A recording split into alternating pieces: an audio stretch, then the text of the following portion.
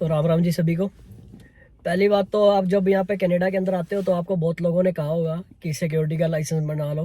तो पर जो मेन थिंग आती है कि सिक्योरिटी का लाइसेंस भी बन जाएगा, सब कुछ हम कर भी लेंगे, तो जॉब कैसे मिलेगी।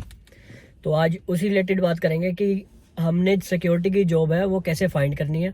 तो उसके अंदर जो सबसे मेजर रोल है, अगर आपकी रेफरेंस है तो मस्ट गुड है। क्योंकि जो मेजरली जो क्या होता है, कोई कंपनियां जो हायर करती है वो पहले जो वहाँ पे सिक्योरिटी गार्ड होते हैं तो वो उनसे ही बात करते हैं कि इंटरनली आपका कोई अगर रेफरेंस है तो वो दे दो, या फिर वो क्या करती है कि एक टेम्परेरी ना वर्करों की पहले ही लिस्ट बना के रखती है कि जो जो अवेलेबल रहते हैं टेम्परेरी की, कई बार कोई गार्ड नहीं होता तो उसकी जगह पे उनको शिफ्ट मिल जाती है, तो उनके पास वो पीछे बैक हैंड पे वो एम्प्लॉयज़ रहते हैं। तो आप उनसे बात करो कि आपकी कोई रेफरेंस लगा दे, अगर उनकी कंपनी में कोई हायरिंग हो रही है तो उनके थ्रू हायर हो जाओ। अगर किसी का कोई भी लिंक नहीं है तो उसके लिए सबसे बढ़िया तरीका है अपना रिज्यूम बनाओ बढ़िया सा। अगर आप आते ही अगर आपने सिक्योरिटी का लाइसेंस ले लिया तो पहली बात तो जब आप रिज्यूम बनाओ तो रिज्यूम के अंदर आपने कैसे बनाना है कि आपने पहले लिखना है अपने इंडिया का एक्सपीरियंस, कि इंडिया के अंदर आपने सिक्योरिटी गार्ड करी है। अगर आप यूनिवर्सिटी करके आए हो, कॉलेज करके आए हो वहाँ पे, तो आप बोल दो कि मैं यूनिवर्सिटी के अंदर एज अ गार्ड करता था पार्ट टाइम, मेरी नाइट ड्यूटी होती थी, है ना। कॉलेज के भी आप ये लिख सकते हो कि मेरा ये होता था कि मैं दिन में कॉलेज लगाता था और रात को मैं करता था ना। और इसके लिए आपने क्या करना है कि जब आप एक्सपीरियंस लिख रहे हो तो जो उसकी ड्यूटीज हैं आपने सीधा चैट जीपीटी पे जाना है, वहां पे लिखना है duties of a security guard. जो जो ड्यूटीज आती हैं वो आप उसके अंदर वो मेंशन करो, 4 से 5 ड्यूटी। और इतना करो कि कम से कम जो एक्सपीरियंस मेंशन कर रहे हो पिछला आप 1 साल का कम से कम एक्सपीरियंस मेंशन करो कि आपका इंडिया के अंदर एक्सपीरियंस था, ठीक है। और अगर आपके पास सिक्योरिटी लाइसेंस है और आपको 8 से 10 महीने हो चुके हैं सिक्योरिटी लाइसेंस लिए हुए, पर स्टिल आपके पास कभी आपने सिक्योरिटी का कोई एक्सपीरियंस नहीं है, तो उसके अंदर आप क्या करो, उसके अंदर आप कोई भी सिक्योरिटी की कंपनी उठाओ। बट ऐसा करना कोई भी इतनी रेपुटेटेड कंपनी मत उठा लेना कि पैलाडिन हो गया, अगर वो भी रख लेते तो भी कोई इतना कोई मेजर इशू नहीं है, कोई चेक नहीं होता है। बट स्टिल हम ऐसे कोई नाम चूज करें जो सिक्योरिटी कंपनी उसके अंदर हो, और उसके अंदर हम क्या लिखें, टेक्टिकल सिक्योरिटी गार्ड लिखे, और उसका भी टेक्टिकल सिक्योरिटी गार्ड का जो है वो एक्सपीरियंस हमने उसी के अंदर से जो जो पॉइंट्स है वो चैट जीपीटी से उठा के अपने रिज्यूम के अंदर डाल लेने, है ना।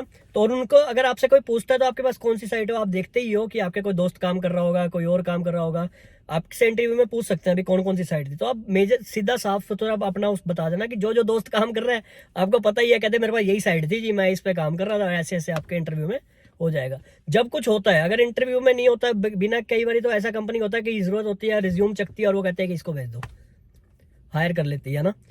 तो ये चीज़ है, ऐसे ही आप हायर हो जाओगे। और जिनके पास एक्सपीरियंस है वो तो टेक्टिकल गार्ड का एक्सपीरियंस डालें, फिर किसी और कंपनी का आप ऐसा डाल सकते हो कि किसी कंपनी में 40 घंटे करते हो और बाकी आप कर रहे हो वीकेंड्स पे, तो आप ऐसा करके भी डाल सकते हो कि आप 2 कंपनियों के अंदर हायर हो। उससे आपका क्या होता है कि एक अलग इम्पैक्ट पड़ जाता है वहाँ पे, है ना।